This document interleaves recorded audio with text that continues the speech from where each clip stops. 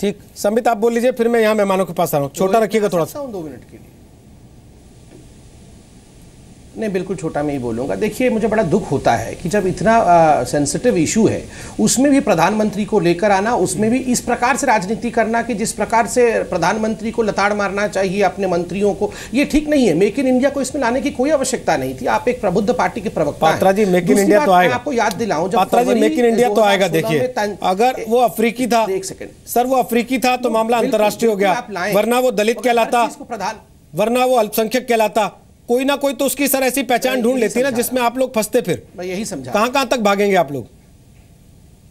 बिल्कुल ठीक कह रहे हैं, बिल्कुल ठीक कह रहे हैं, मगर फिर भी देखिए, अच्छे इंटेंशन से बढ़ता हुआ आदमी आगे ही बढ़ेगा। मैं आपको याद दिलाऊं, फरवरी 2016 में तंजानिया की एक लड़की के किस प्रकार कपड़े उतार दिए गए थे, उसको स्ट्रिप करके उसके साथ किस प्रकार का दुर्व्यवहार किया गया था बेंगलुरु में। मगर हमने भी, जो कि हम केंद्र सरकार में थे, वहां पर कांग्रेस की सरकार थी, किसी ने हमने नहीं कहा कि वो एक रेशियल अटैक था या वो नक्सली हमला था। हमने कहा नहीं, वो कानून की व्यवस्था थी, उसको दुरुस्त करना चाहिए। किसी ने, भारतीय जनता पार्टी ने बिल्कुल उस मसले पर राजनीति करने की कोशिश नहीं की, क्योंकि इन मसलों पर राजनीति नहीं। देखिए, एक सेकंड, आप तो प्रधानमंत्री तक पहुंच ही गए थे।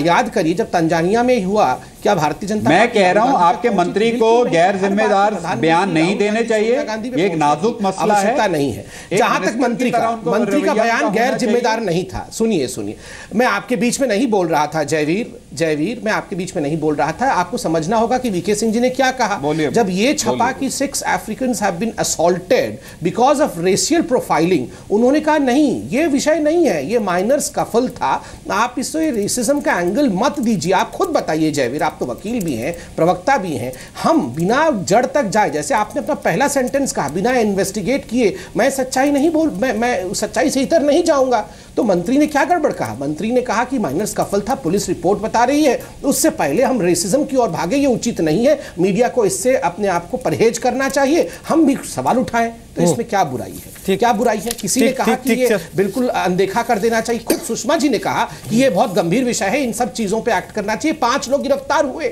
छोड़ा गया क्या किसी को? ठीक, जयवीर छोटा सा प्लीज, मैं फिर आप कहेंगे मुझे समय नहीं दिया। संबित, पहली तो बात यह है कि ये सिर्फ वीके सिंह जी का सवाल नहीं है। आपके गोवा के मिनिस्टर कहते हैं कि अफ्रीकन जो कैंसर की तरह देश में, महेश शर्मा कहते हैं कि अफ्रीका भी सेफ नहीं है। वीके सिंह उसके ऊपर, जब वो उनकी बयानबाजी इतिहास में दोबारा दोहराना नहीं चाहता, वो ऐसे बयान देते हैं कि क्या संदेश जा रहा है अफ्रीकन स्टूडेंट्स को कि ये सरकार सिर्फ अपने मीडिया पे आरोप लगाना चाहती है। ये सरकार इस सिचुएशन की गंभीरता को नहीं समझ रही है, ये एक्शन नहीं लेना चाहती है। वहां वो प्रोटेस्ट करिए, एक महिला कह रही है मेरे जिंदगी के 5 वर्स्ट मिनट से, जब वो चर्च से निकली अपने पति के साथ, और किस तरह उनकी गाड़ी पे मुक्के मारे गए, और वीके सिंह कह रहे हैं ये एक माइनर स्कफल है।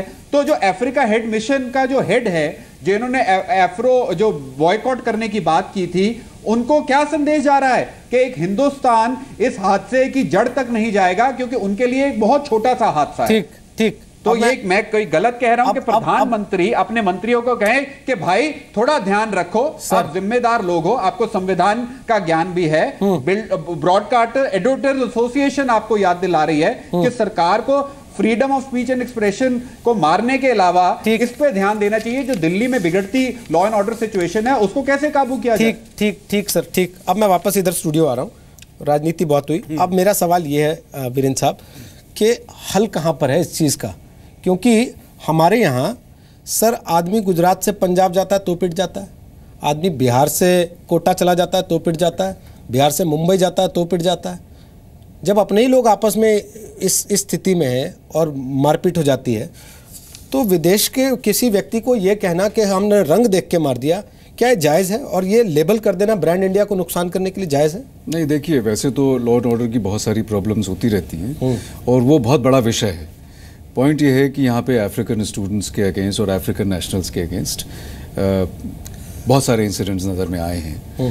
तो जैसा संबित जी ने बताया, हमारे स्क्रिप्चर्स में भी जो प्रोविजंस हैं, जो कहा गया है, उसके अलावा अंतर्राष्ट्रीय तौर पे जो रंग भेदभाव की जो नीति थी अपार्थाइड की, उसके खिलाफ इंडिया ने बहुत ज़बरदस्त नारा लगाया।